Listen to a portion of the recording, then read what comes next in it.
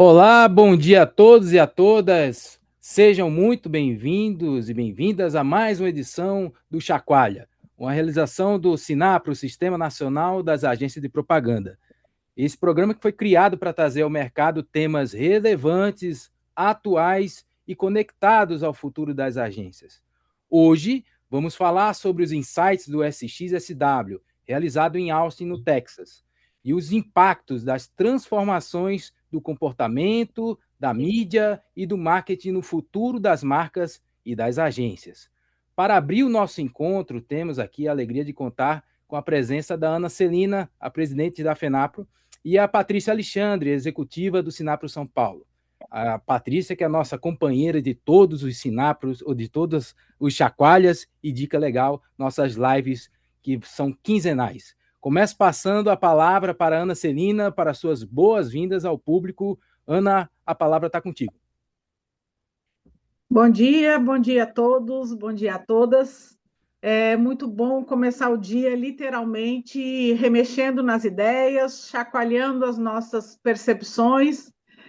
Agradeço desde já a participação das nossas convidadas, a participação da Patrícia do Sinapro São Paulo, toda a equipe que viabilizou esse nosso momento e que seja para todos nós realmente um momento de novos insights, um momento de crescimento, ou um momento de reafirmar ideias que a gente já vem trabalhando individualmente a partir de leituras, a partir de relatos que a gente já ouviu desse evento. Acho que, tradicionalmente, o SXSW ele nos traz perspectivas, a gente sabe que esse ano ele mudou de formato, então devemos ter aí algumas novidades trazidas pelas nossas convidadas.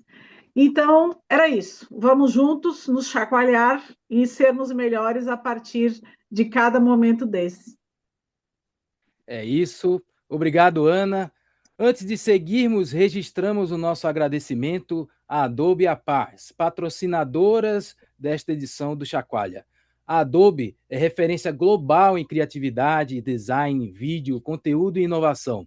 E por meio da Pars, parceira especializada da Adobe, as agências associadas ao sistema Sinapro têm acesso a descontos de até 26% em novas aquisições ou adição de licenças Adobe. Além da condição especial, a parceria oferece também orientação para a escolha de licenças, suporte no uso de ferramentas e acesso a iniciativas de capacitação. É uma oportunidade para as agências comprarem melhor, usarem melhor e extraírem mais valor das soluções Adobe com o apoio da Pars. Agora passo a palavra para a Patrícia, executiva de Sinap São Paulo, minha companheira de todos os chacoalhas e dica legal. Patrícia, bom dia. Bom dia, Má. Obrigada. Bom dia a todos e a todas. É um prazer estar aqui mais uma vez com vocês, né, viabilizando esse tipo de conteúdo para o nosso público. Essa edição está trazendo, né, uma conversa importante sobre os aprendizados do SXSW. Então, aqueles, né, que não podem ou não puderam estar lá, eu acho que agora é uma oportunidade de entender o que aconteceu e tirar todas as dúvidas. Hoje a gente recebe aqui duas pessoas especiais que vêm colaborar conosco, que é a Helena Bonésio, Head of Agency Brasil na unidade de advertising da Uber, e Jéssica Miúcha, CEO da Zygon.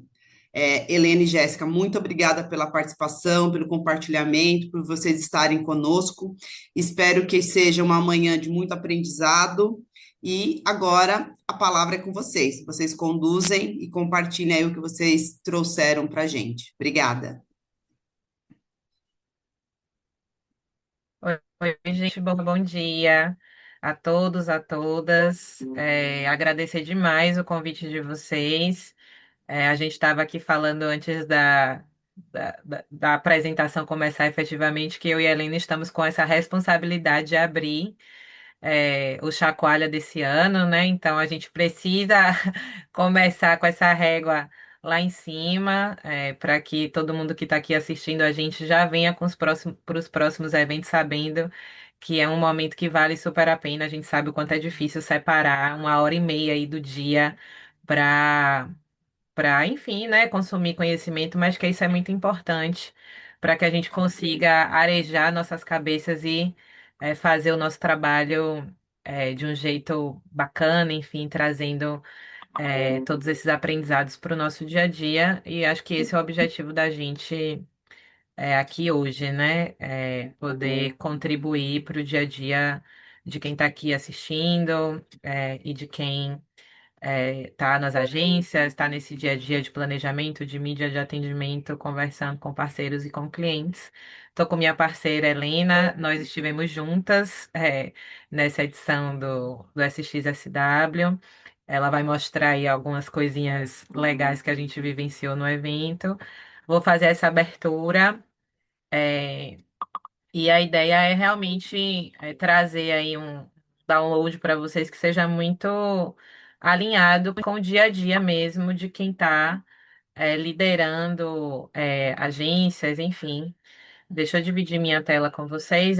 Vocês me avisam, por favor, quando vocês estiverem vendo, tá?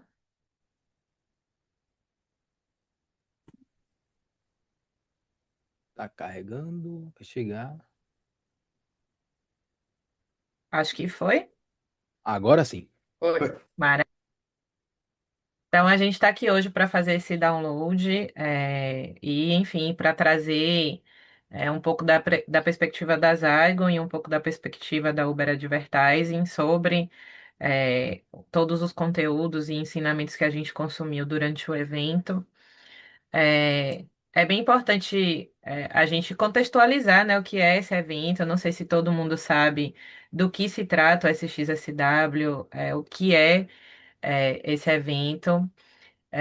Eu, por exemplo, só descobri a existência do evento quando eu vim trabalhar no mercado de comunicação, no mercado de digital. Então, para quem vem aí de outros mercados, de outras indústrias, não é um evento conhecido, mas é o maior evento de inovação do mundo. Então, a gente precisa de fato falar mais sobre ele, porque inovação não faz parte só do universo, né, de comunicação e de tecnologia, deveria fazer parte do universo de todas as indústrias, e estou reforçando isso porque agências atendem aí diversos segmentos, diversas verticais. É importante a gente também atuar como esse protagonista, como quem traz aí essa necessidade de formação e de informação para os nossos clientes anunciantes. Então, o South by Southwest é um dos maiores e mais influentes festivais de inovação, tecnologia do mundo. Assim, surgiu como um festival de música, de cinema, e foi ampliando esse olhar para inovação, para tecnologia, para negócio, para comunicação. Ele acontece todo ano na cidade de Austin, no Texas, nos Estados Unidos. Mais recentemente, inclusive esse ano, agora em junho, né? Acho que está acontecendo. Agora, uma edição em Londres, né? Eles levaram uma versão menor aí para a Europa. E eu acredito que ao longo dos anos vai se tornar um evento tão grande quanto o evento dos Estados Unidos, porque facilita aí a logística. Tem muita gente que não consegue o visto americano e a Europa você tem essa facilidade, então acho que vai ser uma edição aí que deve crescer ao longo dos anos e reúne empreendedores, profissionais de marketing, criadores de conteúdo, enfim, líderes globais. E é um evento que é muito reconhecido por antecipar esses movimentos de mercado, comportamentos de consumo, essa perspectiva de inovação com esse olhar de futuro. E aí, aterrissando um pouco aqui para a gente no Brasil, eu acho que é realmente um grande laboratório de tendências globais. E é, trazendo para o olhar regional, assim, a gente tem aqui um comportamento onde as coisas acabam chegando primeiro na região sudeste, mais especialmente em São Paulo, e depois essas tendências vão aí se dissipando para outras regiões do Brasil. Então, esse movimento de beber na fonte para quem está também atuando em outras regiões, em outros estados que não São Paulo, é muito importante porque a gente começa a conversar no mesmo timing, dos mesmos assuntos, e com esse olhar, de futuro mais nivelado, né? Então, foi bem importante, né? A Zygon, como a AdTech nordestina, com atuação global, nós somos uma empresa baiana, estar nesse evento para que a gente consiga antecipar essas discussões aqui para a nossa região, para os clientes da região e a gente também se comunicar melhor com os clientes que a gente atende nos outros estados do Brasil e em outros países do mundo. Então, a ideia aqui é trazer um pouco do que importa para a mídia, para a agência, para o planejamento no Brasil, né? Foi uma curadoria muito focada nesse público. O Marcelo estava falando de quem era o público, né? De quem é esse coro, quem está aqui com a gente. Então, a gente tentou realmente trazer uma curadoria que seja muito focada no que vocês podem aplicar, no que vocês já podem desdobrar no dia a dia de vocês.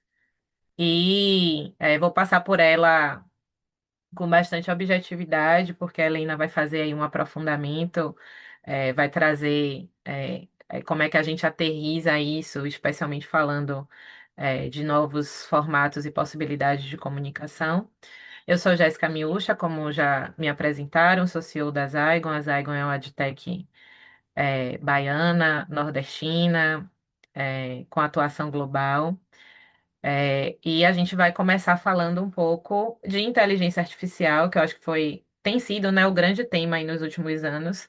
Mas esse ano, especialmente, a gente falou, o evento, né, e todos os palestrantes trouxeram o tema de inteligência artificial, numa discussão muito mais de como o olhar e o comportamento humano vão fazer a diferença em um mundo de entregas produzidas por inteligência artificial, assim. Então, enquanto nos outros anos se discutiu muito tendência, novas plataformas, novas possibilidades, o que seria possível fazer com inteligência artificial, esse ano se esgotou ali um olhar muito mais de como é que a gente aterriza isso no dia a dia das pessoas, dos processos, e como a nossa humanidade efetivamente vai contribuir para que essas entregas de inteligência artificial, que tem aí uma tendência de serem mais pasteurizadas, né, de serem mais padronizadas, da gente não ter tanta diferenciação, esse olhar humano ele vai conseguir trazer exatamente esse lugar de potência que acho que falta para a gente conseguir usar a IA com a sua melhor finalidade. Então, trazendo um pouco ali dos conteúdos que foram consumidos, esse ano o evento ele foi um pouquinho diferente, né? Todo ano ele acontece no Centro de Convenções de Austin. Esse ano o centro de convenções estava em reforma, então o evento aconteceu em vários pontos da cidade. E aí a gente sempre fica com a sensação de que deveria estar em um lugar e estar em outro, tem que fazer essa escolha de que palestra vai assistir, do que vai consumir. Então, estou trazendo aqui para vocês já esse olhar um pouco mais direcionado. é, e acho que pensando na realidade de agências, de empresas de mídia, o olhar é muito de como é que a gente usa IA para acelerar essa observação, mas mantendo o julgamento humano para tirar os insights que a gente precisa para construir bons projetos e bons planejamentos para o nosso cliente, né? Então, tem que ter ali um olhar muito de escuta always on, né, e validação. Então, a gente usa a inteligência artificial como ferramenta para monitorar o ruído, mas quem define o que esse sinal significa é a gente, né? É o olhar humano. A gente estruturar ali times que sejam cross-funcionais, mais treino em belts, que é o que eu estou chamando aqui. Então, é uma capacitação escalonada, como se fossem faixas de judô, para que a gente consiga democratizar o uso prático da IA.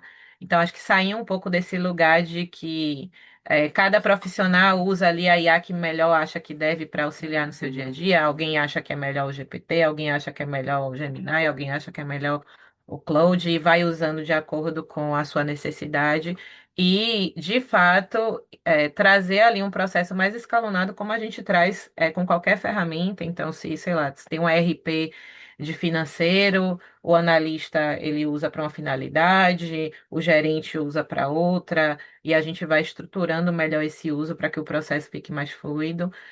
Acho que esse é um olhar bastante importante do ponto de vista de processos, porque a gente passa a ter times que sejam mais funcionais. Ter esse olhar ali de que o pilot quer parar de testar por testar, né, e focar de fato no outcome, na qualidade dos dados e na gestão da mudança. Então, entender o que é que precisa melhorar, onde é que a IA entra de fato para poder melhorar na nossa entrega e trazer essa aplicação muito mais direcionada e menos com essa ansiedade de testar toda a plataforma ali que surge no mercado. E acho que um olhar muito, muito importante que a gente precisa ter, especialmente porque a gente lida ali com dados de anunciantes, é essa governança para os agentes, para ter um controle de acesso que seja auditável e para que essas IAs autônomas atuem ali e operem com a segurança corporativa. A gente acaba dando muita informação para a inteligência artificial sobre os nossos processos, o nosso trabalho, para poder facilitar a nossa entrega, mas isso não tem um olhar de governança, de proteção de dados, de como é que a gente trabalha ali a LGPD. Então, acho que nesse momento, assim, o que o evento trouxe de mais forte primeiro foi esse olhar de validação humana, né, da gente não pegar ali o output da inteligência artificial e entender aquilo como verdade, a gente trazer de fato a nossa camada de inteligência humana para a inteligência artificial. E o segundo ponto de ter um olhar mais preocupado e mais criterioso na implementação dessas ferramentas nos nossos processos, trazendo uma camada de governança de quem usa, do para que usa e tendo rastreabilidade principalmente desse uso, para que a gente garanta a segurança da informação e dos dados dos nossos clientes, dos nossos parceiros de modo geral. E o grande insight-chave é assim, 95% dos pilotos desse uso de IA por teste, né? Eu vou fazer uma experiência piloto, acaba falhando. E a barreira, na verdade, não é a ferramenta, né? Muitas vezes não é a ferramenta que é ruim, mas a estrutura legada e a falta de alinhamento estratégico. Então, a gente quer encaixar a inteligência artificial em um processo ou em uma estrutura que já é disfuncional, que já não funciona legal. Aí a gente acha que a IA vai entrar para poder resolver aquele problema, quando na verdade o problema está no processo e não na ferramenta. Então, é, em uma das palestras que foi a do Ian, ele fala assim: matem os processos de vocês, assim, matem os processos e façam eles renascer do zero à luz dessa perspectiva da implementação de inteligência artificial, porque a IA ela ajuda a escalar eficiência, mas se o processo for ineficiente, ela também vai ajudar a escalar essa ineficiência, né? É, então, de forma prática aqui, para a gente sintetizar esse olhar de inteligência artificial, a IA, ela é útil na prática, então o valor real da inteligência artificial, ela não está ali nessa geração aleatória e nessa conversa ali para resolver esses problemas operacionais do dia a dia, mas a gente precisa utilizar essas ferramentas para poder trazer os dados para a gente e ajudar a melhorar as decisões humanas e implementar isso dentro dos fluxos de trabalho de modo que a gente tenha a escala criativa, a escala estratégica, mas dentro de fluxos que sejam funcionais. A gente tem que ter um olhar do piloto à produção para não deixar o teste morrer, entender como é que isso vai funcionar ali dentro de uma linha do tempo. Então, ao invés de ficar fazendo o teste isolado, cada um usa a ferramenta que acha que deve. É bom a gente escolher, enquanto gestores, ali em um ou dois casos de uso, qual é a área que precisa, qual é o processo que precisa, e fazer essa jornada de início, meio e fim, né, com uma implementação real. Mensurar esse impacto, trazer a inteligência artificial para o meu processo. Trouxe o quê? Economia de tempo, reduziu o custo, aumentou a qualidade, melhorou a minha assistência de vendas. Então, sem medir, a gente não consegue entender que benefício que trouxe e qual é a escala. E ter ali donos do processo, ter governança clara sobre quem treina, sobre quem audita, sobre quem olha para esses agentes, para a gente preservar os nossos dados e os dados dos nossos clientes. Nesse segundo bloco aqui, né, o que eu estou chamando de bloco 2, aí já entra mais nesse dia a dia, de fato, das nossas decisões enquanto players de agência, players de mídia, enquanto veículos. É, Teve-se uma discussão muito grande dentro do evento sobre comunidades, né? Sobre a criação de comunidades, sobre como creators entram ali dentro dessa estrutura, porque esse olhar de comunidades acabou surgindo muito desse mercado de marketing de influência e de criadores de conteúdo. Então, teve ali uma discussão em todos os painéis, acho que da trilha de comunicação que eu assisti, se passou em algum momento por esse olhar de creators e marca como infraestrutura. Então, o marketing de influência e os criadores de conteúdo entram como construtores de legitimidade e como, de fato, um canal de distribuição, e a marca vira ali uma alavanca de eficiência em um mundo onde a gente tem muito conteúdo, conteúdo muito abundante, e onde a gente tem muita dificuldade de fazer com que esse usuário, com que esse cliente se concentre, né, tenha atenção ali naquele anúncio, naquela campanha, enfim, naquela estratégia de comunicação. Então, a gente teve um painel de creators que eu acho que é bem importante para esse universo ali de agências, e eu trouxe ali um resumo. É, Nesse painel se falou ali como marcas maduras estão estruturando sua relação com criadores, além desse public post pontual, então esse lugar de comunidade, né? Esse painel de creators teve a Crocs ali liderando, os gestores da Crocs, e se discutia um pouco de como esses criadores contribuem para a construção desse olhar de comunidade, né? Especialmente em marcas que são muito nichadas. Então, tem um olhar ali de autenticidade e valores. É muito importante que o criador de conteúdo tenha alinhamento real com o produto, que consumam, que se identifiquem genuinamente com a marca. É, então, a gente já viu aí que é super disfuncional quando fica muito evidente, muito na cara, que aquele criador não consome o produto, que não tem nenhuma conexão. O usuário não é bobo, assim, a gente sabe quando uma comunicação é de verdade ou não é. É um olhar de longo prazo, fazer com que essa relação ela não seja uma relação pontual por campanha, né?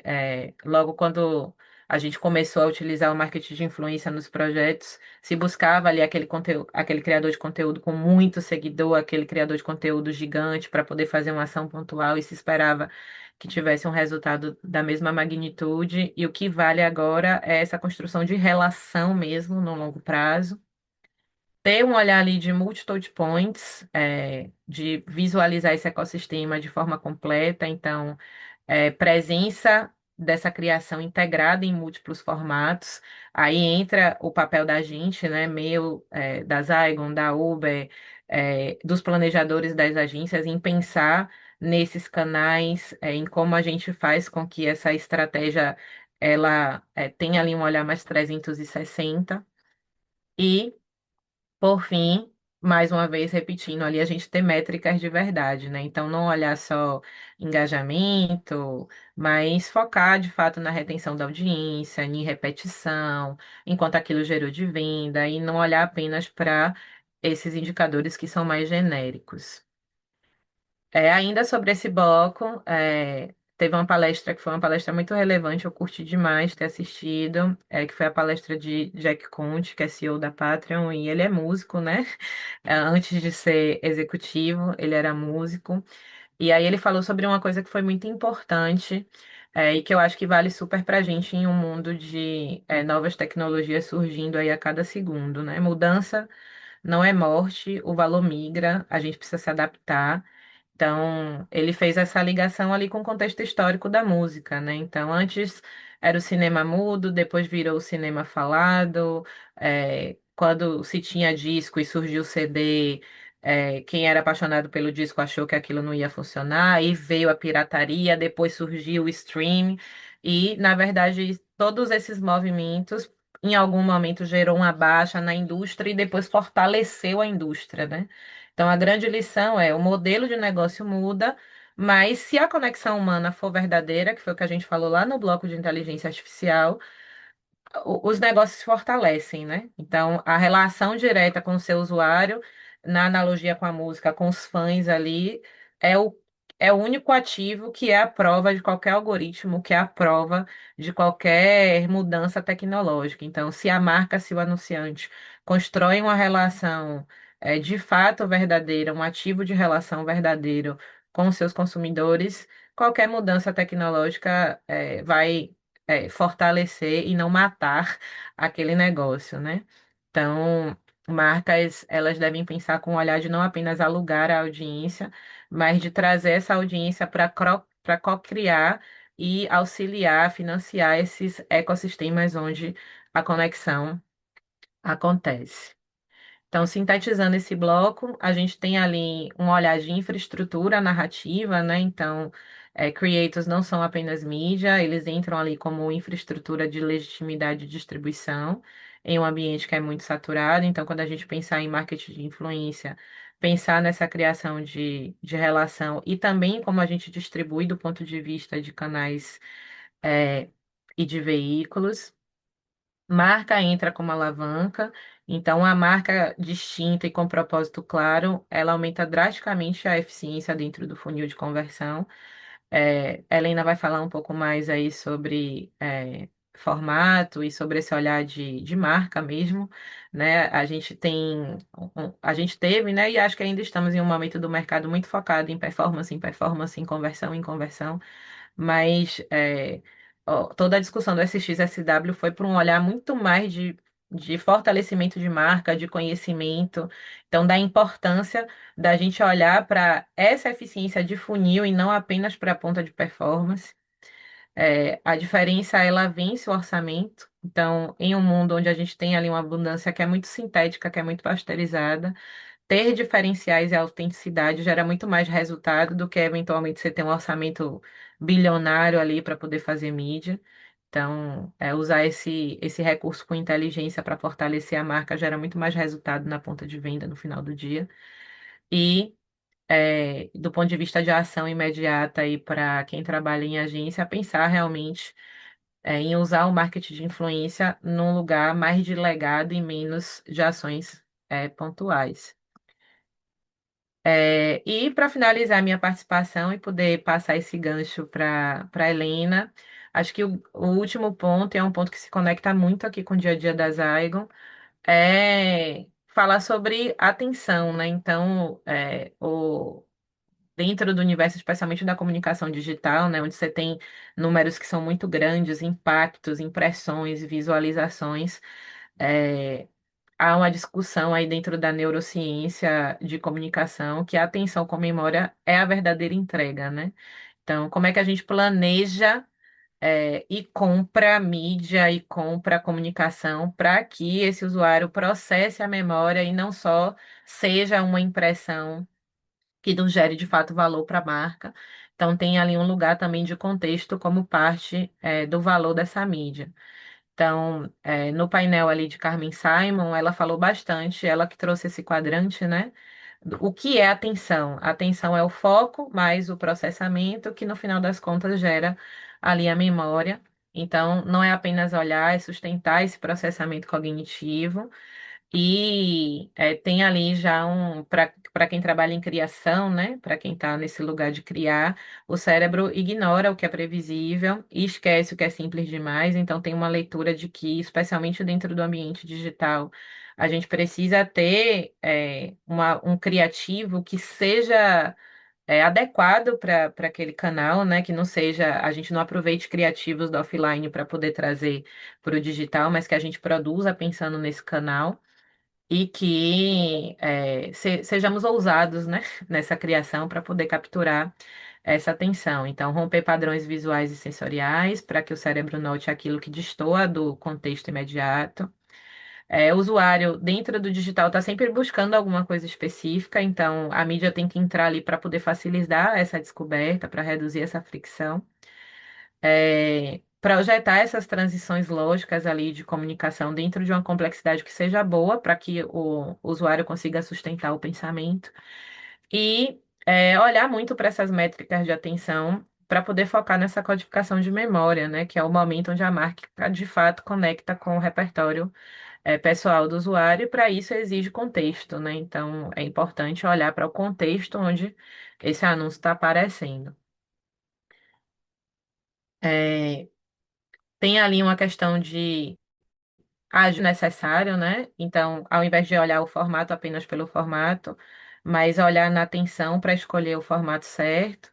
Então, a gente tem por tendência a achar que a impressão é a atenção, e na verdade não é. E hoje já existem formas da gente medir, já existem métricas de atenção, já existe maneiras da gente poder medir ali os nossos formatos digitais a partir do que a gente chama ali de attention ads. Interação substitui atenção, então confundir, né? Aquele clique acidental, a pessoa abriu ali a página sem querer, eu dei um like automático com o processamento real da mensagem, então por isso é importante acompanhar e otimizar os projetos o tempo inteiro. E a gente pensa sempre na mídia depois da criação, que foi o que eu falei antes, tentando adaptar o criativo àquele canal e não pensando no canal para poder fazer o criativo, né? Então, acho que tem esse lugar aí que a gente precisa corrigir, e a mídia e a criação precisam estar juntos ali, né? Pensando em criativos que façam sentido para aquele determinado canal. E, por fim, para que eu possa fazer aí essa passagem de bastão para a Helena, dentro do SXSW a gente teve um espaço ali brasileiro, que foi a SP House, que foi um espaço bem relevante, que trouxe painéis muito importantes, muito relevantes. Acho que tivemos o maior número de brasileiros da história do evento esse ano, e movimentamos ali bastante a economia do evento.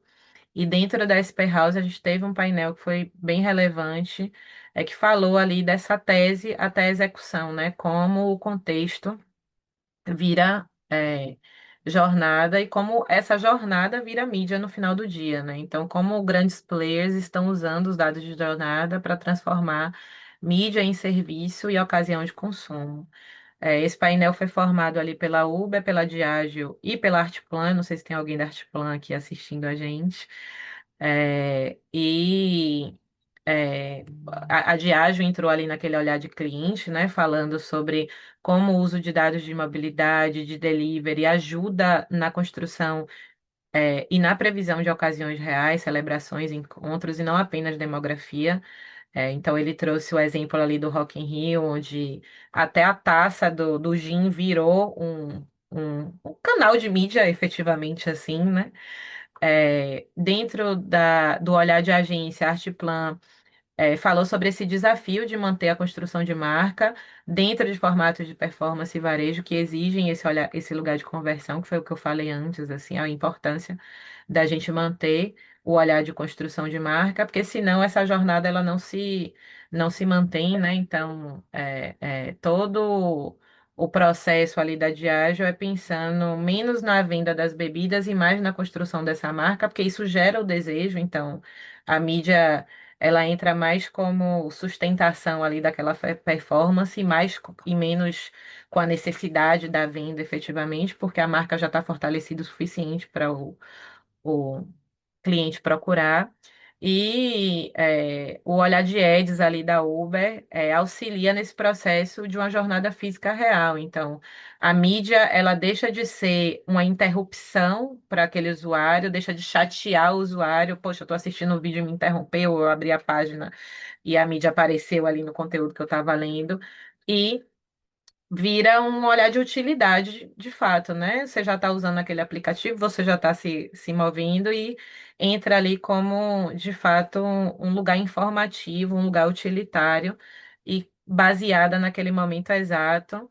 O cara tá indo pro bar, o cara tá pedindo o jantar, então aparece ali o anúncio da bebida, ou a pessoa tá indo pro evento, tá indo para uma versão aí presencial do Chacoalha e aparece o anúncio do evento, aquilo entra ali como o conteúdo informativo e esse lugar de jornada, né, de comunicação como parte da jornada, quem vai aprofundar é Helena, da Uber, que vai ajudar a gente a aprofundar esse olhar e conectar com outros pontos que a gente viu no evento. Muito bom, obrigada, obrigada, Jess. Primeiro, obrigada, Marcelo, Patrícia, Ana Celina, pelo convite. Deixa eu colocar minha tela aqui. Tá aparecendo aí para vocês? Sim, aparece. Boa. Bom, gente, primeiro, muito bom dia. Tô aqui do frio de São Paulo. Imagino que a maioria de vocês aí tá num calorzinho gostoso, aqui tá muito frio. Eu sou head de agências, a operação de advertising dentro da Uber acabou de completar 3 anos no Brasil. Essa aqui sou eu, ano passado. Ano passado eu estive pela primeira vez no SXSW, esse ano foi minha segunda edição. E esse muro aqui não existe mais, como a Jess falou. O festival esse ano foi muito diferente, porque ele aconteceu muito separado, ele estava muito distribuído dentro de Austin. O Convention Center, que era um centro de convenções gigante da cidade. Ele foi destruído, ele vai ser reconstruído. Vão ser 4 anos que o Convention Center vai ficar em reconstrução. E por conta disso, os hotéis acabaram sendo o local das apresentações. Foi mais difícil de navegar, porque no ano passado a gente ficava todo mundo concentrado ali no Convention Center e acabou que por conta dessa distribuição entre os hotéis. Às vezes você estava num hotel, o outro painel que você queria assistir era no hotel que você precisava andar muito e acabava que você não tinha muito tempo até chegar lá. Mas todo mundo falou que foi muito relacionado ao momento do festival, né? Esse ano o festival fez 40 anos e ele está no momento de reconstrução. Cada ano que passa, ele muda um pouco. Começou lá 40 anos atrás como um festival de música. Ele tem agora a edição de educação, que também acontece, tem muito painel voltado à educação, cinema, muita coisa, muito filme, muito documentário sendo lançado lá. Passaram muitas celebridades por Austin ao longo desses 7 dias do festival. Mas o que mais tem para mim, assim, acho que cada um que for falar do festival vai ter sua própria olhar, vai fazer o seu download diferente, vai trazer seus próprios insights. Mas para mim, o que mais tem aqui é o quanto do ano passado para cá, ano passado era inteligência artificial, computação quântica, muita coisa falando sobre a tecnologia, e esse ano absolutamente todos os painéis falavam sobre o olhar humano, como é que a gente usa toda essa tecnologia muito mais para nos conectar e como a gente não deixa que a tecnologia, o AI, domine as nossas vidas e o olhar humano e as conexões humanas elas percam o protagonismo. Então esse ano foi muito diferente de tudo que eu vi ano passado. Ano passado eu assisti 3, 4 painéis sobre computação quântica. Esse ano sequer falaram sobre o assunto. Então é um festival que ele muda muito de um ano para o outro. Eu ainda não estive na edição de Londres que está acontecendo essa semana. Tenho muita curiosidade até para entender qual que é o diferencial do que acontece lá em Austin. E foram muitos destaques. Assim, são 7 dias insanos de muita intensidade. O painel do Steven Spielberg foi sensacional. Muitos shows que acontecem lá. E a Esther Perel, ela é uma terapeuta muito famosa, ela tem um dos podcasts mais ouvidos do mundo, e ela entrevistou lá uma pessoa que se apaixonou por um agente de inteligência artificial, que estava tendo uma relação com um agente de inteligência artificial, e foi lá, ela mostrou essa sessão e foi realmente muito impactante. E um dos headlines mais importantes que aconteceu, a Amy Webb, ela é uma futurista, ela fala no SXSW há muitos anos, e esse ano ela fez a apresentação mais icônica de todas, em que ela fez um funeral, realmente foi um funeral, todo mundo de preto, ela pediu antes que todo mundo fosse de preto.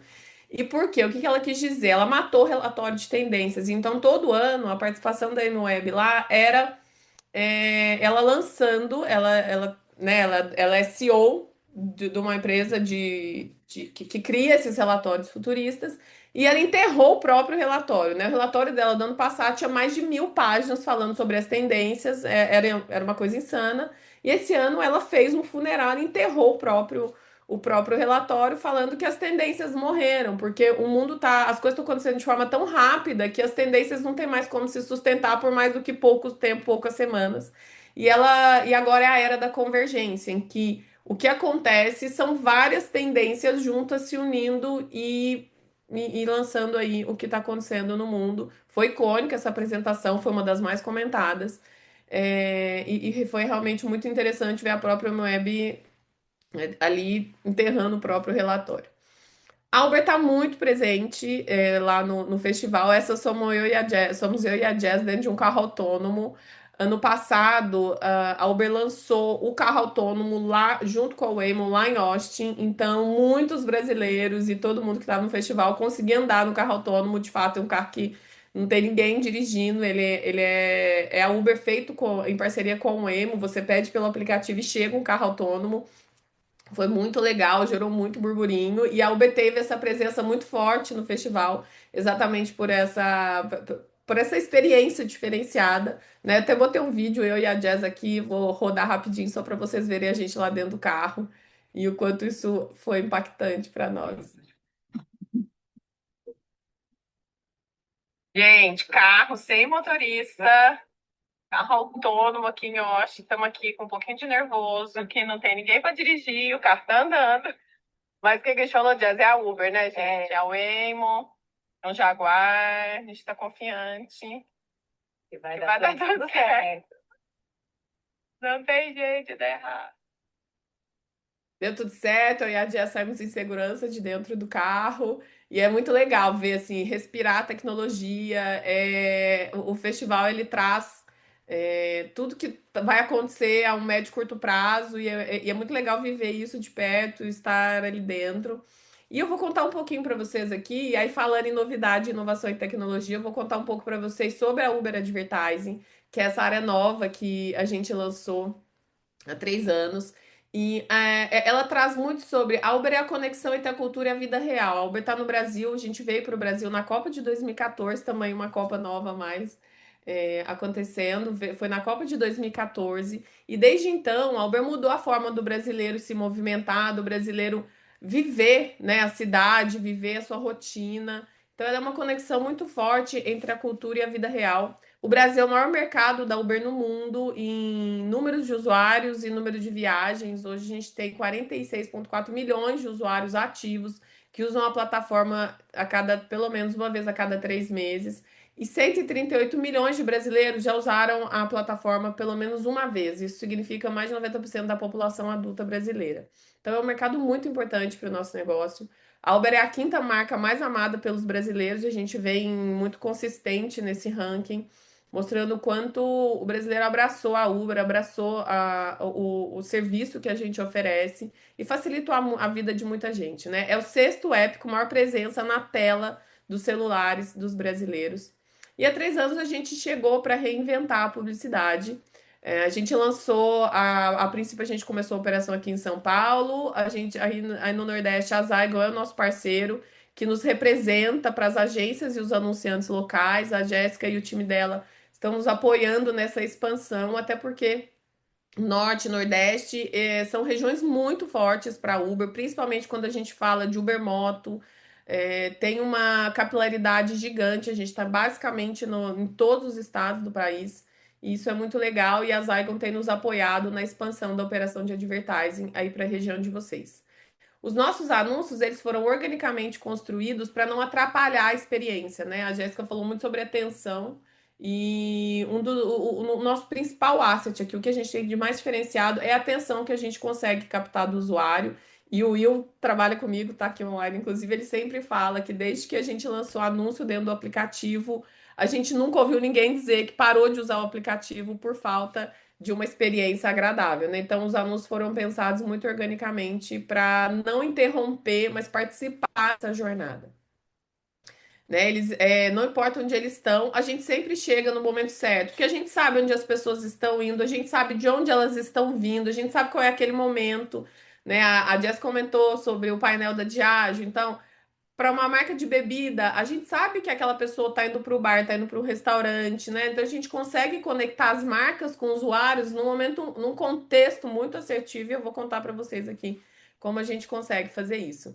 E enquanto muitas marcas estão aí batalhando pela atenção dos usuários, o usuário que está dentro do aplicativo da Uber, ele já está engajado.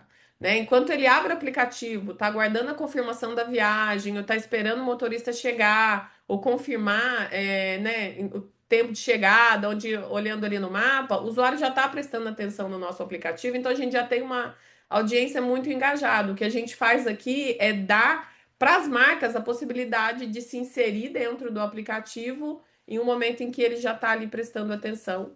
E a gente tem isso comprovado em pesquisa. A Lumen, que é um instituto que faz essas pesquisas de atenção, mensurou milhares de campanhas nossas e viu que a gente tem 6,6 vezes a mais de atenção do que a outros canais digitais. E a gente só está aqui comparado aos anúncios, vídeos não skippable, né? Que não podem ser puláveis. Então, de fato, a atenção que a gente tem do usuário, ela é muito diferenciada. E é aqui que a gente entra, né? A gente consegue conectar a marca e o consumidor em um momento muito propício para que essa conexão seja muito poderosa.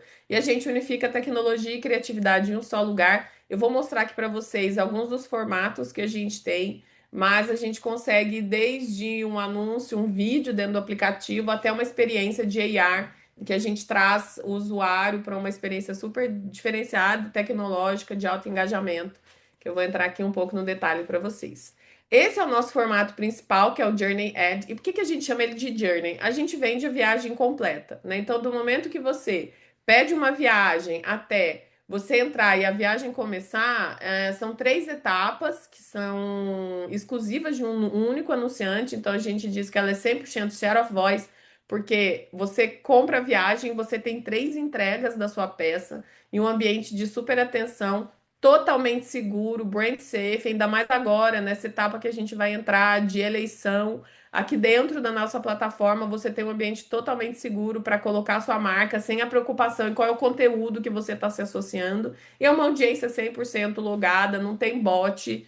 E o Will sempre fala, robô não pega Uber, até hoje isso não aconteceu. A gente viu lá o Waymo, mas não tem robô pedindo viagem. Então a gente oferece para as marcas um ambiente muito seguro e em que a gente sabe muito sobre o que aquela audiência está indo fazer.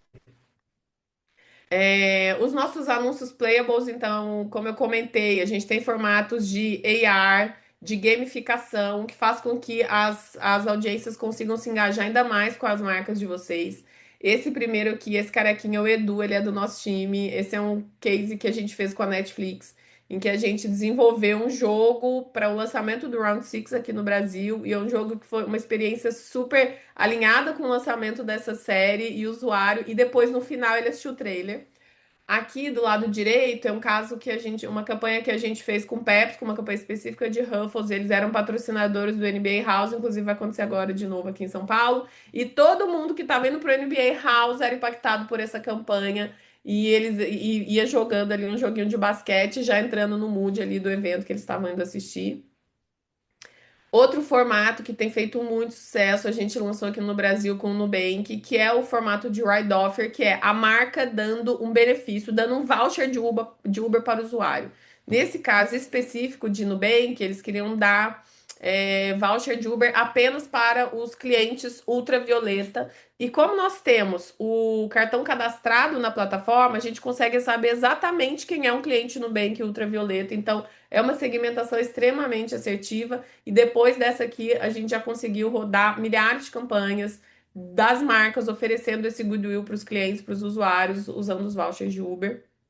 E esse ano, recentemente, a gente lançou essa campanha, esse formato na home do aplicativo. Então, aqui atrás, a partir do momento em que o usuário pedia viagem, e agora a gente lançou na home do aplicativo, que é o nosso asset mais precioso. Então, abriu o aplicativo, a marca consegue oferecer aqui algum benefício. Essa foi uma campanha que a Dorflex fez, dando R$ 5 de desconto nas corridas durante o carnaval.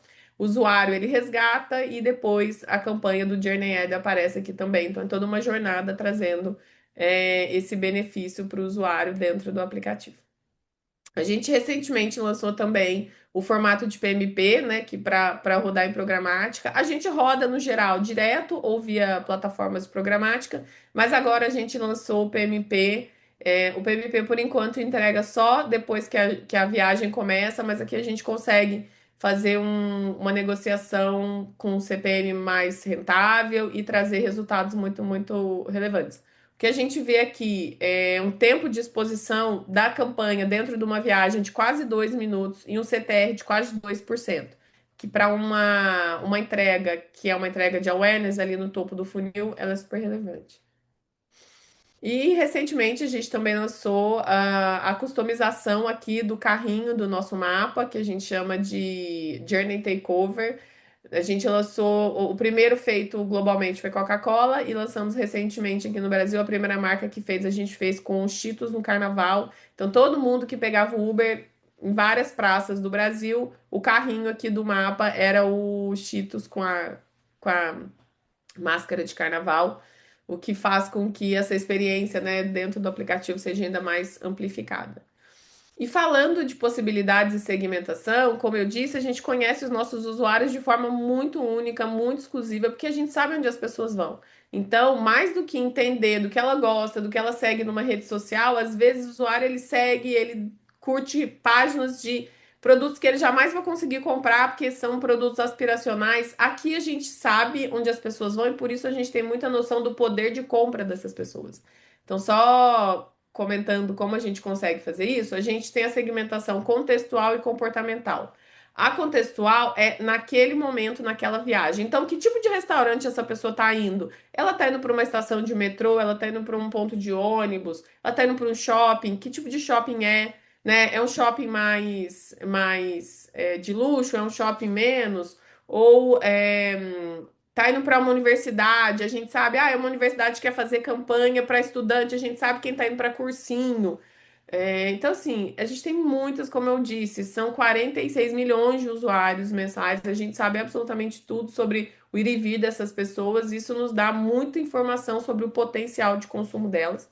E tem o comportamental, então a gente olha um ano para trás das viagens que essas pessoas fizeram de Uber e a gente consegue alocar ela dentro das segmentações. Então a gente sabe quem está pegando Uber fora do Brasil.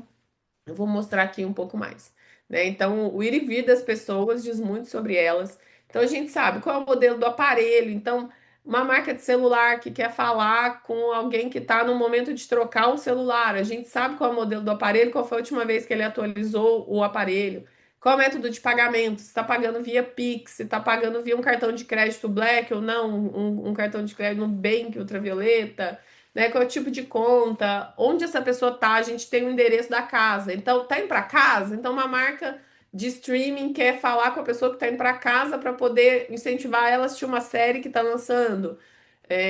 Qual é o destino? Qual é o tipo de carro? Se tá pegando Uber Black, se tá pegando Uber X ou Uber Moto, né? Se tá indo para algum evento, se já visitou outros países, se já pegou Uber fora do Brasil. Então, assim, a gente tem possibilidades infinitas de segmentação que a gente consegue trabalhar com as marcas, né? Aqui um pouco mais detalhado, quais são os destinos, o tipo de carro, CEP, tá indo para um evento específico, todo mundo que tá indo pro Festival de Salvador, uma marca quer falar com essas pessoas, né? O meio de pagamento, a gente sabe qual é a operadora do celular, então se você quer falar com todo mundo que é Vivo, que é TIM, que é Claro, a gente consegue muito fazer essa.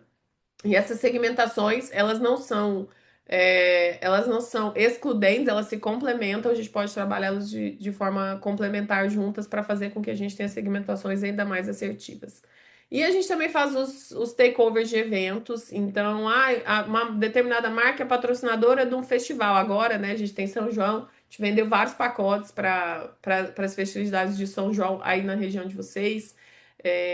E a gente consegue empacotar os eventos de forma customizada também. Então, eu tenho um evento muito específico aqui na minha cidade que eu quero que todo mundo de Uber, que está indo para lá de Uber, veja a minha comunicação. A gente consegue customizar para vocês esses pacotes e fazer com que a jornada comece desde o momento que a pessoa pega um Uber para ir até lá.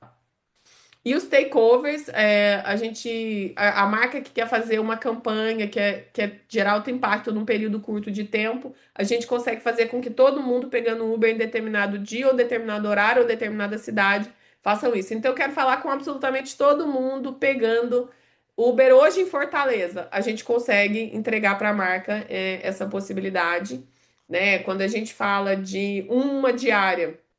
No Brasil, são 8 milhões de viagens ao longo de um dia. Em São Paulo, 1 milhão. No Rio de Janeiro, 800 mil. Então, assim, a gente consegue gerar alto impacto e depois a gente consegue trabalhar um remarketing aí com essas pessoas. A gente roda display, a gente roda vídeo e depois você consegue mandar um link parametrizado para a gente acompanhar os resultados pós-clique aí no site de vocês. Né? Então, de forma aqui muito rápida e resumida, né? O Uber está na jornada de todos os brasileiros, né? Parte da nossa vida, é parte do nosso dia a dia, e a gente oferece essa conexão que o brasileiro tem com a marca Uber para as marcas também participarem dessa conversa, né? Nós somos uma plataforma com alta escala e alcance, a gente fala no Brasil inteiro, com todas as classes sociais. Quem tem muito dinheiro não pega Uber, pega. Mais de 70% da nossa base de usuários tem carro e usa Uber em momentos, né, específicos. Os formatos de engajamento que captam atenção, seja o nosso Journey Ad, seja os formatos de gamificados, assim, o engajamento e a atenção que a gente tem é algo muito diferenciado que vocês vão encontrar em outras plataformas de mídia. uma segmentação exclusiva e contextual, a gente sabe qual é o potencial de consumo dessas pessoas a partir do lugar que elas frequentam, e um inventário super brand safety, um espaço super seguro para as marcas de vocês trabalharem. Então, eu queria só convidá-los a testar, trabalhar com a gente. A Zygon tá aí para apoiar vocês, todo o time da Zygon aí na região. Tragam para nós os desafios. Eu quero falar com uma audiência super específica, traz que a gente vai ajudar vocês a encontrar. Até hoje não teve absolutamente nenhuma audiência, nenhuma segmentação que a gente não conseguiu montar a partir de toda essa inteligência de dados que a gente tem aqui. Só fechando aqui, queria agradecer muito. Espero poder ter ajudado a Jazz aí a subir a barra desse começo do Chacoalha. E muito obrigada pelo convite. E estamos aqui à disposição para qualquer dúvida e uma troca que vocês quiserem. Obrigada aí, Marcelo. Obrigado, Helena. Obrigado, pelo compartilhamento desse conteúdo. Ah, a gente aqui, eu fiquei até, principalmente pela primeira parte aqui do nosso conteúdo, muito impressionado também com a repercussão que a gente já tinha do SXSW, principalmente nessa parte, vamos dizer assim, da mudança de como conduzir o evento. O evento do ano passado foi um evento que ele vinha numa ascendente, ou ele vinha numa perspectiva, e esse ano mudou completamente. Isso também foi impactante para a gente que estava do lado de cá. Mas queria perguntar para vocês que participaram, a partir do que vocês viram nessa XSW, quais seriam assim as mudanças de comportamento do consumidor que as agências de publicidade brasileiras deveriam acompanhar com mais atenção? Eu vou pontuar duas principais. Essa questão da inteligência artificial, a gente viu muito forte. O que a gente viu muito especificamente é sobre a queda do search e o quanto as compras passarão a ser feitas via AI. E as marcas e as agências precisam estar preparadas para isso. Né? Muito em breve já está acontecendo, já é possível fazer. O usuário vai entrar dentro de um chat GPT, de um Gemini, e vai pedir para a inteligência artificial: compre para mim uma camiseta preta. E aí a inteligência artificial vai fazer todo o trabalho. E as marcas precisam estar preparadas em como é que o meu site está preparado para receber essa audiência, como é que a minha marca está preparada para lidar com esses agentes de inteligência artificial que vão começar a tomar decisões de compra em nome dos usuários. Né? Então, isso foi algo que apareceu muito fortemente.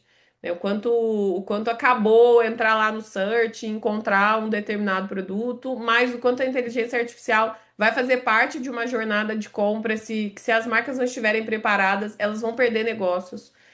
Ali no ambiente online de forma muito, muito forte, muito agressiva, porque é isso, né? A gente tá terceirizando para a inteligência artificial basicamente tudo que a gente pode. E se é uma decisão de compra, que não é um produto em que você precisa se dedicar tanto, mas é algo simples do seu dia a dia, a inteligência artificial pode fazer por nós, né? Então, como é que a gente faz com que essa experiência toda aconteça de forma que nós, enquanto marcas, estejamos preparados para oferecer para esses usuários uma experiência que vá fazer com que a inteligência artificial nos escolha e não o nosso concorrente, né? Então, isso de forma muito forte.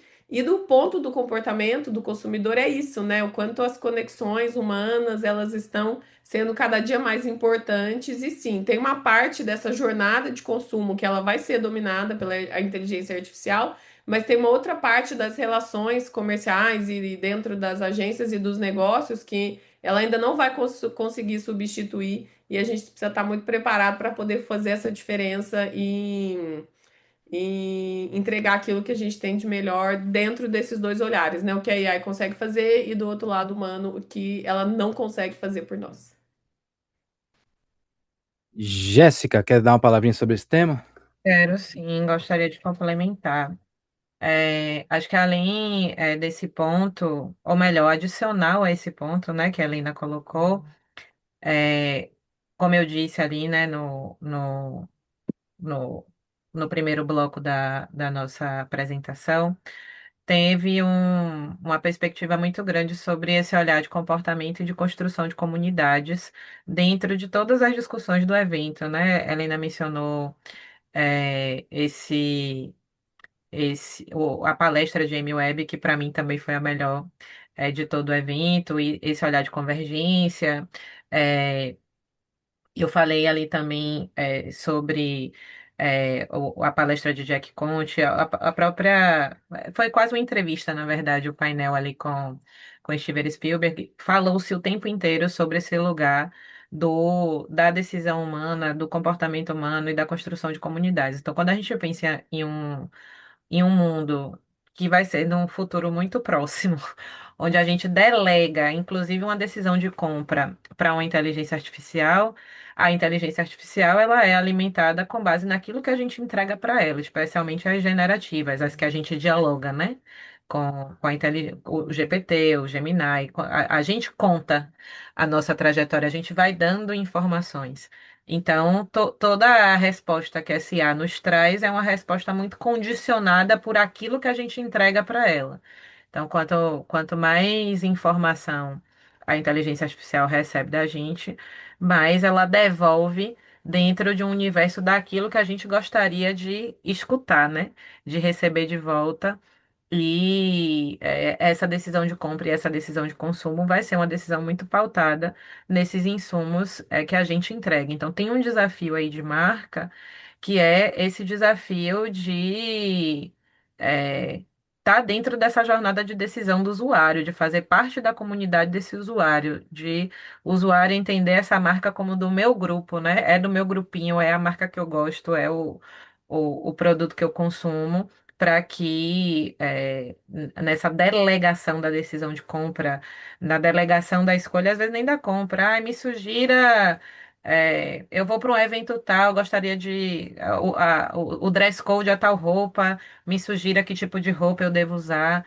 Então ele vai trazer ali sugestões e imagens muito baseadas no próprio comportamento de consumo desse usuário. Então, o desafio da conexão em um mundo onde a gente cada vez mais delega as nossas decisões e delega de alguma forma até o nosso pensamento para a inteligência artificial é fazer parte desse clubinho, assim, é fazer parte desse grupo ao qual o usuário definiu ali quem, quem ele quer que participe, né, digamos assim. Maravilha. Tô vendo que o tema IA, né, ele sempre aparece e não foi diferente nessa edição do SXSW. Vocês chegaram a presenciar no evento alguns exemplos de IA que possa, por exemplo, a gente usa muito para acelerar pesquisa, planejamento, criação, sem substituir esse julgamento humano, né? Sem essa interação humana. O que é que vocês encontram percebem de oportunidade real para as agências, para além desse uso experimental das ferramentas de inteligência artificial? Posso abrir? Pode, pode. Eu vou falar em três blocos, tá? O tema, o evento ele é dividido em trilhas, né? Então você tem trilha de inovação, você tem trilha de comunicação e comportamento, trilha de criador de conteúdo, tiveram trilhas muito focadas em ciência, né? E aí quando eu falo o evento, é o evento de forma ampla, porque como a Helena falou, tem um ingresso que é só para temas de educação, tem um ingresso que é de inovação que dá acesso à educação e dá acesso à inovação, e tem um ingresso que dá acesso, inclusive, a todas as palestras mais relacionadas à música, cinema, arte, entretenimento. Então, em todos os cenários aí, você tem trilhas diferentes falando sobre temáticas diferentes. E como a Helena disse, cada um tem seu próprio download ali do SXSW, mas eu fiz essa escolha de assistir pelo menos uma palestra ou painel de inteligência artificial em cada trilha, que era para eu entender um pouco de como isso estava sendo discutido por diferentes pontos de vista. E aí, trazendo um pouco para o universo de comunicação, tem um olhar muito grande de monitoramento de marca, então. utilizar ferramenta de inteligência artificial para monitorar o que está sendo falado sobre a marca. Monitoramento já faz parte da realidade de todas as agências, né? Todo mundo tem ali seu painel de monitoramento, seu acompanhamento, seu listening. Mas hoje isso é feito, né? No mundo antes da inteligência artificial, isso era feito via API ou via plataforma de monitoramento. Você tinha que ter uma assinatura ali de uma ferramenta de monitoramento. E hoje, mesmo anunciantes menores ou agências menores que não têm a possibilidade ou orçamento para ter esse tipo de plataforma, consegue fazer isso com um custo muito menor utilizando ferramentas de IA. Então, falou-se muito de utilizar a inteligência artificial para fazer esse monitoramento on-time, né, contínuo, always on, e do humano entrando para poder fazer essa inteligência, transformando esses dados em insight e em estratégia para essas marcas. Acho que o segundo ponto, que é um ponto muito relevante aí para o uso das agências, e que eu acho que é também o lugar mais histriônico, né? Que gera mais questões, é esse lugar da criação, como utilizar a inteligência artificial para poder ganhar a criação em escala. E aí, uma opinião muito particular eu acho que a criação para trazer atenção ali, como eu disse, como a Helena falou e trouxe exemplos ali de vídeos, criativos que têm impacto, que conseguem capturar essa atenção, isso só um ser humano consegue entregar, assim, né? Então, eu acho que o papel do ser humano, ele continua sendo o papel principal de pensar na ideia central, e a gente deve olhar para as ferramentas de inteligência artificial para ganhar escala. Então, o principal gargalo das agências e da gente também, enquanto veículo, é o gargalo do desdobramento, é o gargalo de transformar esse KV em um KV que possa ser utilizado em múltiplas plataformas, é pensar nessa adaptação para a linguagem de canal, ou criar já pensando no canal. Como eu disse, então a inteligência artificial ela entra nesse lugar de dar escala para esse pensamento criativo. Então, o humano ele não perde protagonismo, né? O diretor de arte, as diretorias de criação, elas seguem sendo os grandes protagonistas do processo criativo, mas a IA entra como essa ferramenta para poder dar escala e mitigando esse lugar do erro humano, né? Da falha humana. Então, ganha-se escala ali em comunicação.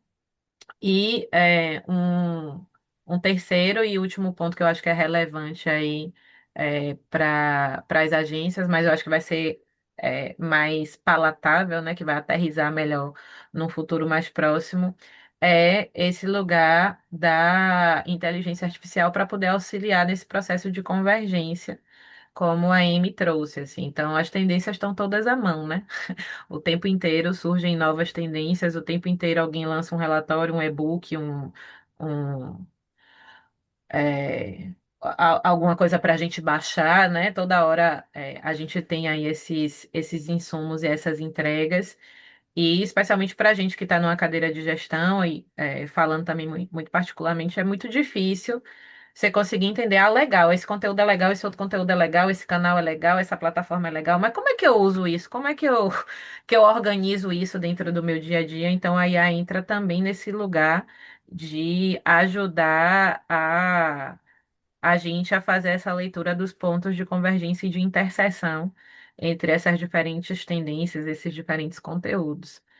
Mas, Marcelo, até para fomentar aí a discussão, o evento desse ano, na minha leitura, esse foi meu primeiro ano, acho que a Helena pode falar um pouco melhor, porque ela já teve em duas edições. E ela esteve em duas edições num lugar de marca muito poderoso, né? A Uber tem esse projeto de veículos autônomos em Austin, e são veículos que servem o evento. Eu andei com ela, mas também usei para poder voltar para minha hospedagem. Eles ficam ali, de fato, a serviço dos participantes do evento. E tem esse lugar de trazer ali novas possibilidades de mídia, mas para mim, esse ano, o evento foi até menos sobre IA e mais sobre a importância dessa perspectiva humana, desse olhar humano. Falou-se muito sobre IA, mas não no lugar de disrupção ou de algo muito diferente ou de discussão sobre a melhor plataforma, sobre a melhor usabilidade, e muito mais no lugar de é, quem tem o pensamento crítico, quem usa essas ferramentas com estratégia e não para delegar o pensamento, né? Quem está nesse lugar de decisor vai ganhar cada vez mais protagonismo, porque a gente tem uma camada da população usando IA, inclusive para fazer terapia, para se apaixonar, para ser o relacionamento, de fato, delegando a vida ali para aquelas ferramentas, mas a gente, inclusive, enquanto líderes, enquanto gestores, tem esse papel de fazer o uso estratégico. Então, quem pensa, quem consegue preservar ali a sua camada de senso crítico, e de humanidade, e de entender que aquilo é um meio para o fim, não o fim em si, que vai se destacar e que vai ter as melhores oportunidades dentro do mercado e, obviamente, na relação aí com agências e com anunciantes. Só para complementar, é, a Jess cobriu bastante aí, só que teve um ponto, e não foi nem no SX que eu vi, semana passada, no evento próximo que aconteceu aqui em São Paulo. Eu assisti um painel em que falou-se muito sobre o quanto a AI também vai entrar nas áreas de pesquisa dentro das agências, né? Então, hoje, quando a gente precisa fazer uma pesquisa, focus group, o que fica mais caro é recrutar consumidor e começa-se a usar a synthetic audience, que é exatamente audiências simuladas por AI, que seria a audiência ali do teu produto, da tua marca, daquilo que você precisa testar para fazer pesquisas, seja pesquisa pré-campanha, pesquisa pós-campanha. Então, dentro da área de planejamento, também a AI vem vindo muito forte, o que vai fazer com que a gente consiga testar mais coisas, testar mais criativos, ganhar escala nesse trabalho de planejamento e pesquisa. Porque eu acho que também dentro das agências isso vai ser algo que vai mudar também a forma da área de planejamento e pesquisa das agências trabalharem. Porque a gente para de falar só com consumidores reais, humanos, mas a AI entra para simular esse comportamento do consumidor para fazer esses testes de pesquisa. E outro ponto, e aí trazendo um painel que eu também assisti no SX e falando sobre isso, né? Então, ano passado falou-se AI, como usa AI, e esse ano como é que a gente não deixa o AI dominar a nossa vida, mas a gente mantém as relações humanas. É uma das melhores apresentações que eu assisti. Ele é o head de criação dentro da TBWA na Apple Global. Ele está há 15 anos trabalhando só para a Apple. E foi impressionante ver o quanto eles ainda não deixaram que a AI domine esse trabalho criativo, que é exatamente isso que a Jess está falando. Para ganhar escala, para desdobrar, sim, ela faz muito sentido, mas o coração, a alma das campanhas, elas precisam sair de pessoas e seres humanos que têm sentimentos. Né? Então, eles mostraram todo o processo de produção das grandes campanhas da Apple, o quanto ainda é craft, o logo da Apple TV, eles fizeram manualmente. Ele foi cortado à mão e feito manualmente, exatamente para ter um olhar que ele disse, a simulação da luz artificial, ela não faz o que uma luz de verdade, uma luz natural, ela consegue fazer no efeito que eles queriam. Então imagine uma empresa como a Apple de tecnologia ainda tem todo esse olhar humano do sentimento, da emoção na criação das suas campanhas. E aí depois a AI entra para replicar e para conseguir escalar. Mas é isso, assim, a gente não pode acreditar que a gente vai conseguir trazer o mesmo resultado só com AI na criação que hoje uma pessoa que entende do sentimento humano, das relações humanas consegue fazer. Isso não vai ser substituído. Estava lá a Apple para mostrar o quanto isso é verdadeiro, né?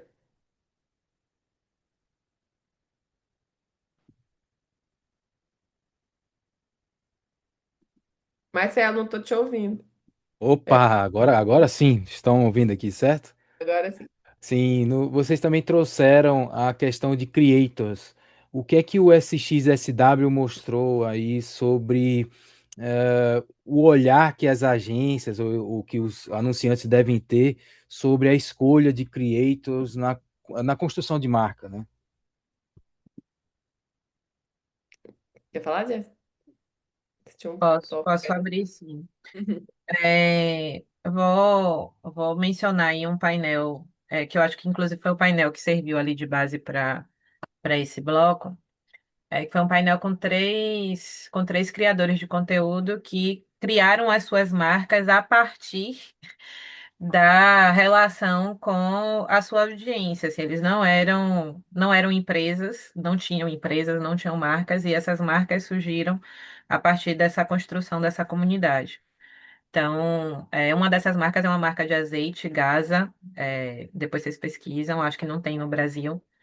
Mas o cara, ele era estudante de gastronomia, ele tem, né, um perfil no TikTok voltado para gastronomia e ele começou a produzir os próprios azeites para poder trabalhar nas receitas e ele chegou ali em três versões de azeite, que pode ir, né, para altas temperaturas, outro tem um nível de acidez X, que é bom para consumir com preparos crus, enfim, eram três tipos de azeite e ele fez isso para o uso pessoal, né, para poder conseguir melhorar ali suas receitas, sua experiência. E aquilo virou uma demanda de mercado, né? O público, a comunidade que ele construiu começou a pedir para ele colocar aquele produto à venda, para ele colocar aquele produto à venda, e foi assim que a marca surgiu, né?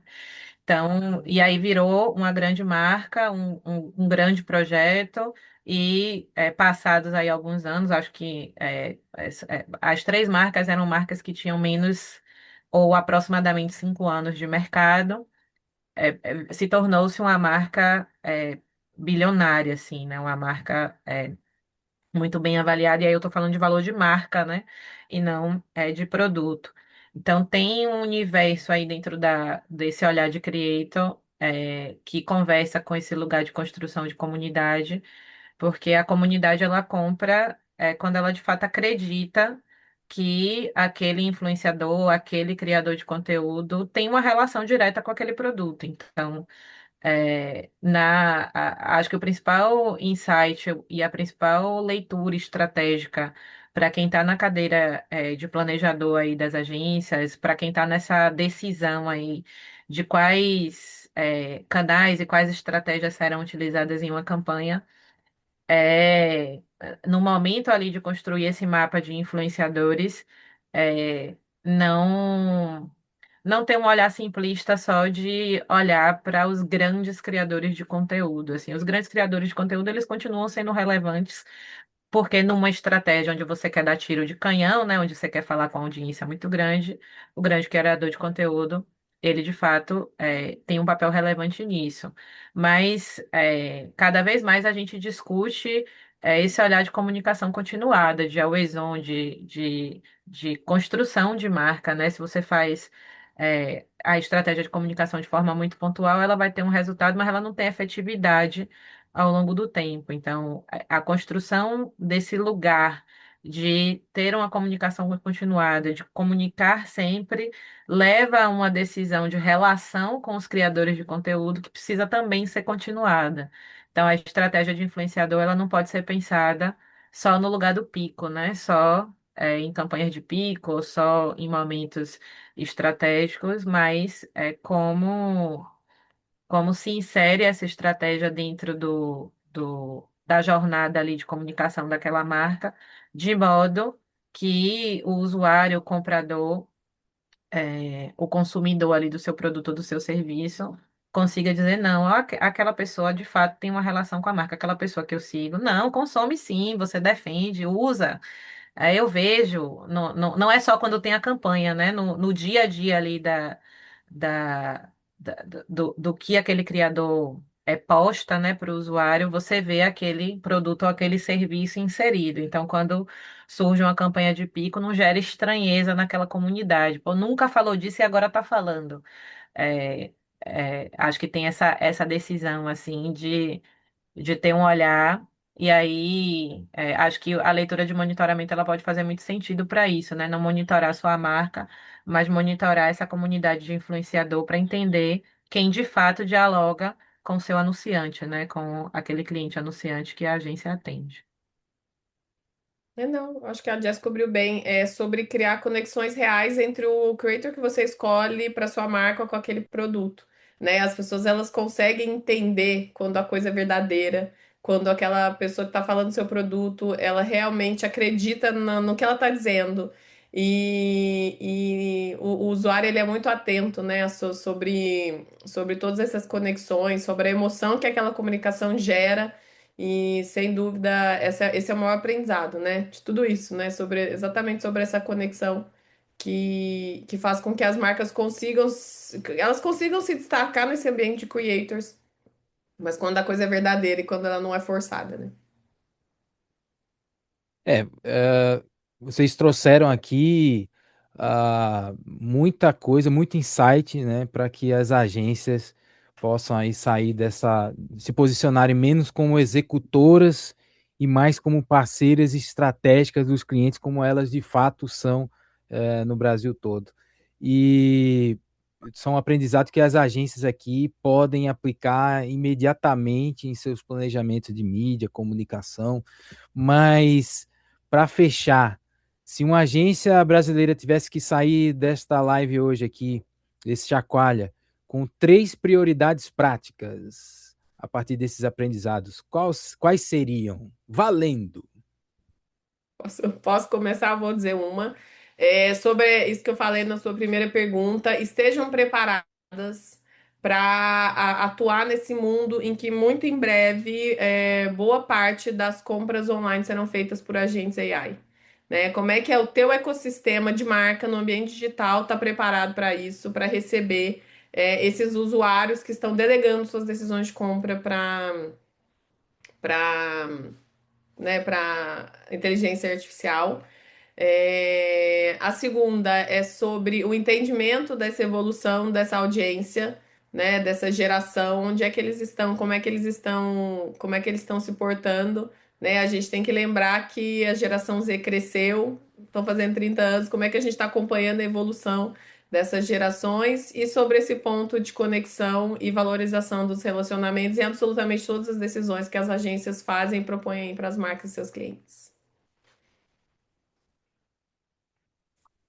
É, Como eu dividi em 3 blocos ali, eu vou falar 3 coisas relacionadas a esses 3 blocos. Acho que com relação à inteligência artificial, que é o primeiro ponto, assim, acho que tem que sair daqui com a decisão tomada de por onde começar, assim, qual é a área, o setor, a entrega, onde inteligência artificial vai sair do campo da experimentação e vai virar, de fato, parte do seu processo, né? Parte do dia a dia, e aí, naturalmente, fazendo isso de forma organizada, processualizada, documentada, com governança. Então, acho que é preciso sair daqui saindo desse olhar de que cada um usa para poder facilitar o seu dia a dia, mas aquilo não é uma entrega do negócio, né?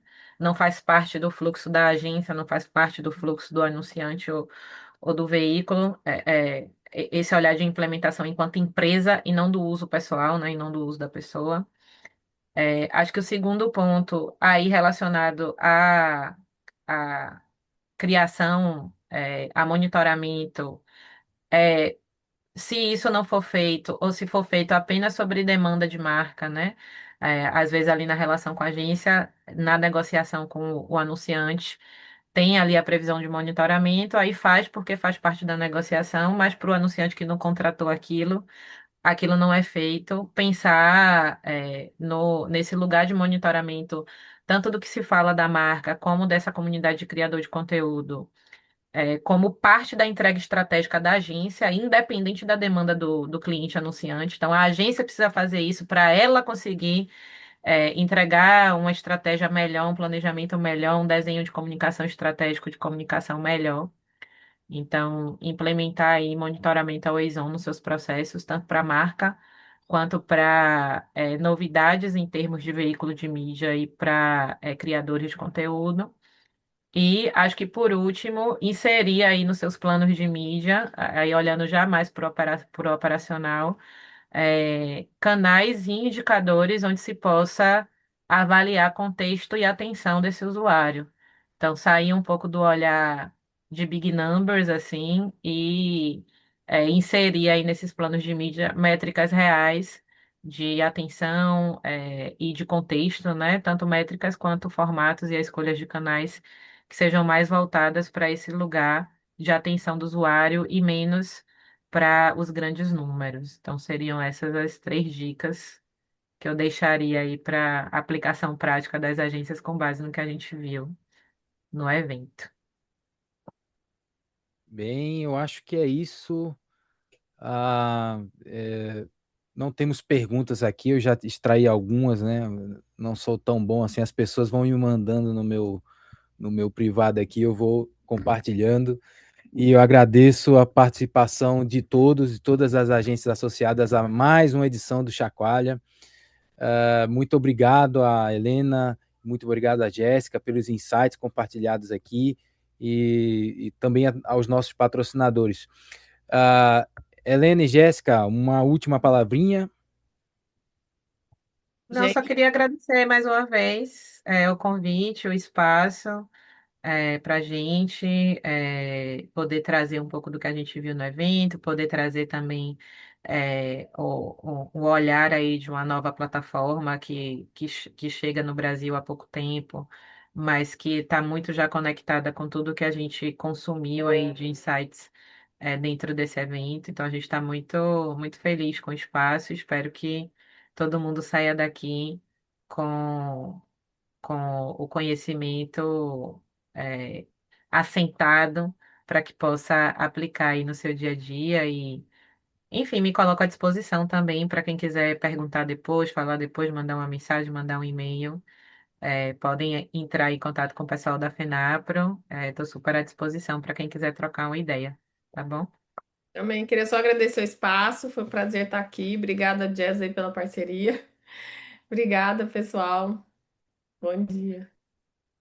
Bom dia. A participação de vocês, de todas as agências de propaganda do Brasil, é aberta para todas as agências, as nossas lives, mas todos que são associados ao sistema Sinapro recebem a gravação e o material dessa live vai ser disponibilizado por e-mail para as associadas via seus Sinapros e também nosso CRM direto.